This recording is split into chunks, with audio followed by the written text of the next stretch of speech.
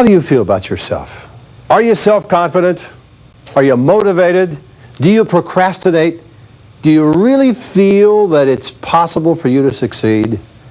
You stay with us, because during the next few minutes, right here on this program, we're going to show you how you can program yourself for success on this edition of Everybody's Money Matters. Do you dream of being independently wealthy, enjoying the good life, traveling to exotic places, living in a luxurious home? If these are things you'd like to do, you need to be a part of Everybody's Money Matters. Live from Hollywood, welcome to Everybody's Money Matters, your program for edutainment.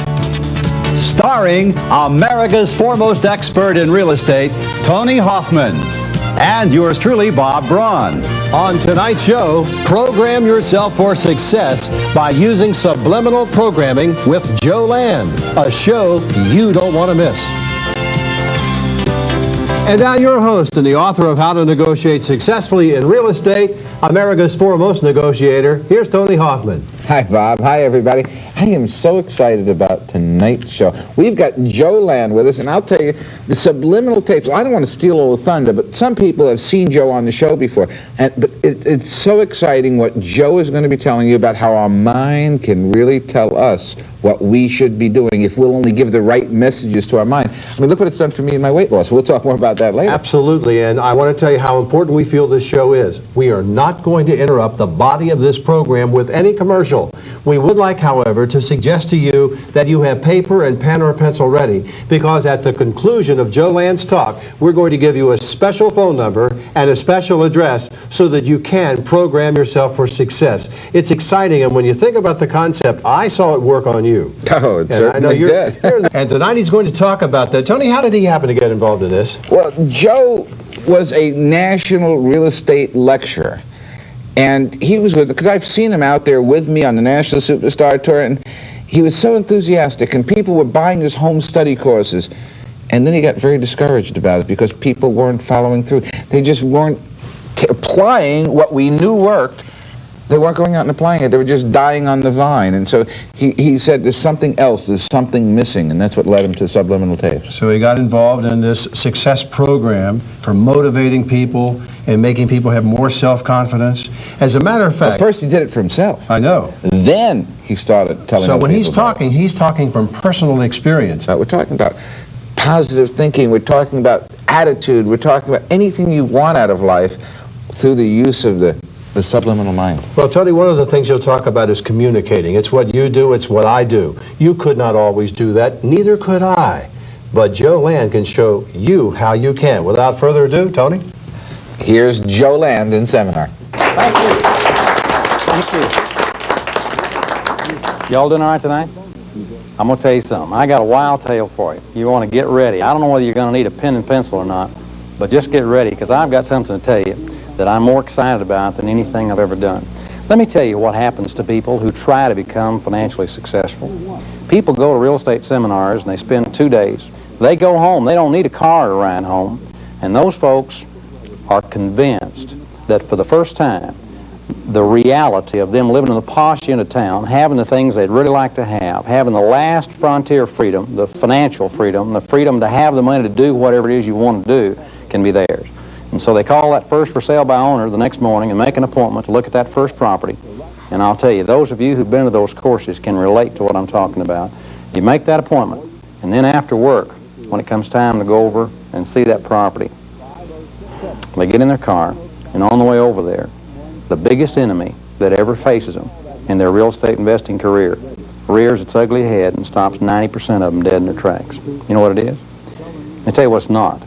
It's not anything big enough that it ought to stop them. I mean, the highway patrol does not pull them over and say, okay, get your hands on the hood, we think you're trying to buy real estate. That doesn't happen. It's a little bitty, teeny, tiny voice. It says, you ain't no real estate investor. Who you trying to kid? You're the same guy you were last Friday, except that you're $400 poorer because you gave that $400 to that real estate outfit. And you know, the problem is, not that everybody here was a real estate investor. See, here's the problem. In order to become a real estate investor, you got to go act like a real estate investor. You got to do the things that a real estate investor does. But people somehow can't rake up the courage to act like a real estate investor if they're not one. And so they can't become one until they act like one. They can't act like one until they become one. It's catch-22. And there isn't any way they're going to get out of it. You see, they got to understand, people have to understand the problem is here. Why do some people win and some people lose? Why do some people make good decisions? Why do some people make bad decisions? Why are people able to overcome their problems sometimes and other people not? Everybody here knows at least of a millionaire that went broke and became a millionaire, went broke and became a millionaire 4, 5, 6 times in their life. Took him 25 years the first time, took him 2 years the second time. But how come they can do it several times? It's because you can take, if you take a millionaire, you take somebody who's been successful financially, you can rob him and take everything that he's got away from him except his most precious commodity, and that is his millionaire mind. He believes himself worthy to be a millionaire. He thinks himself capable. And you know, most people don't really think they're worthy. And when you visualize that there's 2% that are haves, that have the things they want, just 2 little bitty teeny tiny percent, and another 98% of the have-nots, come on now. Which group do you really feel like you belong in? And are you really going to strive to get into a group that you don't even feel like you're worthy to be in? I was doing a seminar in Salt Lake City, and there was a psychiatrist there, one of the neatest fellows I'd ever met. We were talking during the break. This is probably one of the neatest days in my life when I look back on it, because in that very same seminar in Salt Lake City, a lady came up to me, and she said, "Joe," she said, "have you ever heard of subliminal mind programming?" And I said, "Well, no, ma'am, I can't say I ever have." And she said, "Well," she said, "I represent a company that makes a cassette tape." And she said, "This cassette tape, when you play it on a machine like any other cassette," and she said, "all you hear are ocean waves. You hear waves, and an occasional seagull fly by and a cricket every now and then, and that's about all you hear." She said, "At least that's all your conscious mind hears. But," she said, "your subconscious mind hears some voices that are embedded down in those waves." And she said the subconscious not only hears those voices, but it understands them and gets reprogrammed as a result of it. I said, "Sure, yeah, I'm real positive that happened." And she said, "Well, here's some literature, you know, it's got my phone number. Read this, and if you're interested, give me a call." And so, you know, I've been to a lot of seminars, and I've had a lot of people give me a lot of things. And I can tell you that I would have thrown that piece of paper away had it not been for about the time she turned and left. I looked over and saw my psychiatrist friend. Now, it's kind of nice to have a professional there that you can check out these things, so I went over there to find out what the deal was. I went up and I said, "Have you ever heard of subliminal mind programming?" And he said, "Sure." And I said, "Well, is it valid?" He said, "Oh, yeah, it's scientific, it's fact." And I said, "Really, tell me about it." Well, I had an artist draw the picture that he described to me, because I found that people can understand it a whole lot better. If we can put that thing up, let me show you how that psychiatrist told me he explains the human mind to his patients. There it is. Can you see that? He said, "I want you to picture your subconscious mind as a great big room. That's your resource room. That's your storage room. That's your data room. That's where everything you've ever heard, seen, heard, or tasted, felt, smelt, said, did is in that room. It's a huge recording device." Now, he said, "I want you to picture your conscious mind as the guard standing at the door of that room." He said, "Now, the guard is in charge, and he makes all the decisions. He decides what to do. He's the one that puts the personality forth. He does all the talking." But he said, that guard operates because of and in relation to and as a result of the data in that room. Now, think about this for a minute. Imagine your mind that way. The conscious mind, the part of you that you're aware of. And let me talk just a minute about the conscious mind as opposed to the subconscious in the terms we understand it. Subconscious means unconscious or not aware. You are not aware of what's happening in 88% of your mind. The only part of your mind that you are aware of is the 12% that's the conscious mind. That part that you are aware of, that's where you live. And it can only deal with one issue at a time. Your conscious mind is really pretty feeble compared to the rest of your mind. But they tell us that the subconscious mind can perceive, store, and retain up to 100 million bits of information a second. Now, folks, that's moving pretty fast in deciphering and storing a whole lot of things, stimulus coming in from your five senses.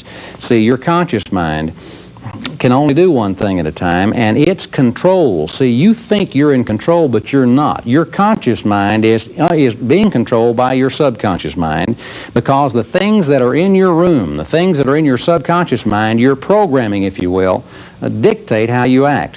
When you were born, that whole process, the room and the guard, was just squeaky clean. Nothing in there. And your parents were the first thing, were the first ones in charge of putting something in there. And guess what your parents' favorite word for you was in the first 10 years or so of your life? What would you think? No. No. Is no a negative word? Folks, no is the epitome of a negative word. For some reason, parents feel obligated to spend the first 10 or 12 years of their children's lives telling them no and telling them what they can't do. You can't do this, and you can't do that, and you better not do this, and if you do that again, you're going to be in trouble, and if you keep on doing that, you're either going to end up in jail or dead. You remember all that? They told us over and over and over what we can't do. In fact, they tell us that surveys and studies reveal that the average parent, for every one positive thing they say to their children, they say 25 negative things. Now, folks, I want you, excuse me, just to imagine that we got all these negative things coming in the door here. 25 to 1 negative, no, things you can't do. And all of that stuff goes in there and starts to pile up. And remember, that's your resource room. That's your data room. You're getting programmed with all that stuff. And frankly, all that garbage that we get in our room begins to stink. And the stench comes back out that door, and guess what it does? It begins to affect your guard. Because remember, that's your resource room. That's where he gets his attitude from. It's where he gets his feelings from. It's where he gets his opinions from. And then he gets into the process. Then you begin to help the process. Because reacting now negatively, because of the negative programming and the negative feedback you get from that part of your brain that really controls you, you start to say negative things. And we say things like, oh gosh, I never have been able to do that. Oh, I've never had the patience to do that. Well, just haven't never had the talent to do that. And then, for God's sake, some of us start talking about being unlucky. Well, with my luck, this thing will fall down just the minute I walk in there, you know. And see, you heard a computer programmer say garbage in, garbage out. You ever heard that? Works exactly the same way with a human mind. And it also works backwards from that, too. Garbage out, garbage back in, because the stink from all the negative garbage piled up in our room comes and affects the guard. Then he begins to talk and act and think negatively, and that stuff goes right back in the room, and it all piles up, and it's a wonder we do anything positively. See, when people come to financial courses, when people come to seminars to learn how to make a bunch of money, they come in an attempt to learn how to change their behavior. But folks standing up in front of a crowd and telling them what they have to do is a long way from enabling them to go do it. I mean, if you're going to start doing something you've never done before and stop doing a bunch of things you've always done before, it's going to take more than some instructor standing up there telling you what it is he did. Of course, what he did was successful, but can you go do it? Can you find the courage, the creativity, the enthusiasm? Can you find the self-image to go out and do those things? Most people can't, and that's why most people fail. Folks, it's here. Here's the key. Stop looking outside. You can't change your behavior until you change your attitude. But you see, you can't change your attitude until you change your feelings. You can't change your feelings until you change your beliefs. And you can't change your beliefs until you change the things that are in your subconscious mind. Folks, listen to me. This is where it is. Abundance comes from an abundant state of mind. And you're not ever going to be wealthy out here until you're wealthy in here.